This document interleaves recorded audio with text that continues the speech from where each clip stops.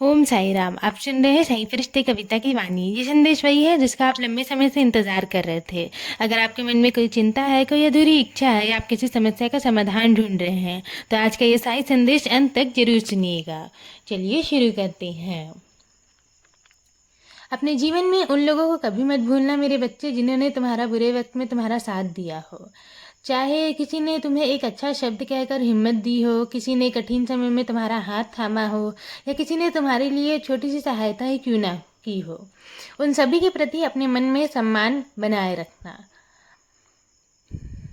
जो व्यक्ति हर किसी का सम्मान और कृतज्ञता बनाए रखता है ना, उसके जीवन में हमेशा मेरी कृपा बनी रहती है। याद रखो, जो दूसरों के उपकार को याद रखता है, उसके जीवन में सुख और शांति का वास होता है। जब कभी उन लोगों को तुम्हारी आवश्यकता हो तो तुम भी यथाशक्ति उनकी सहायता जरूर करना। बिना किसी स्वार्थ के किया गया सहयोग सीधा मेरे चरणों तक पहुंचता है।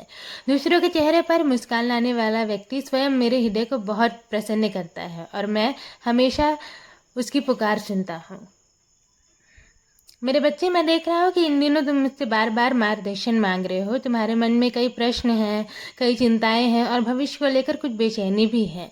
लेकिन तुम चिंता मत करो, मैं तुम्हारा गुरु हूँ, तुम्हारा मित्र हूँ और तुम्हारा रक्षक हूँ। मैं हर पल तुम्हारे साथ हूँ। जब तुम अकेला महसूस करते हो तब भी मैं तुम्हारे पास ही खड़ा रहता हूँ। जब तुम्हारी आंखों में आंसू आते हैं तब मैं तुम्हारे दर्द को महसूस करता हूँ, और जब तुम मन ही मन मुझे पुकारते हो तब मैं तुम्हारी पुकार सुनता भी हूँ। मैं तुम्हें हर दिन संकेत देता हूँ मेरे बच्चे, कभी किसी व्यक्ति के माध्यम से, कभी किसी घटना के माध्यम से, कभी किसी विचार के रूप में, और कभी तुम्हारे अंतर मन की आवाज़ बनकर। लेकिन मेरे बच्चे, संकेत तभी समझ में आते हैं जब मन शांत हो और विश्वास दृढ़ हो। इसलिए अपने मन को व्यर्थ की चिंताओं और नकारात्मक विचारों से मुक्त करो। मेरे कुछ बच्चे मेरे दिखाए मार्ग पर चलते हैं और धैर्य रखते हैं। वे जानते हैं कि सही समय आने पर सब कुछ अच्छा होगा। लेकिन कुछ बच्चे अधीर हो जाते हैं।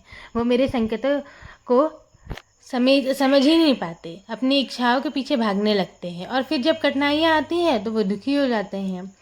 मैं ना किसी को दंड नहीं देता, लेकिन कर्म का नियम सभी पर समान रूप से लागू होता है। यदि तुम गलत दिशा में जाओगे तो कठिनाइयाँ आएंगी, और यदि तुम सही मार्ग पर चलोगे तो सफलता जरूर मिलेगी।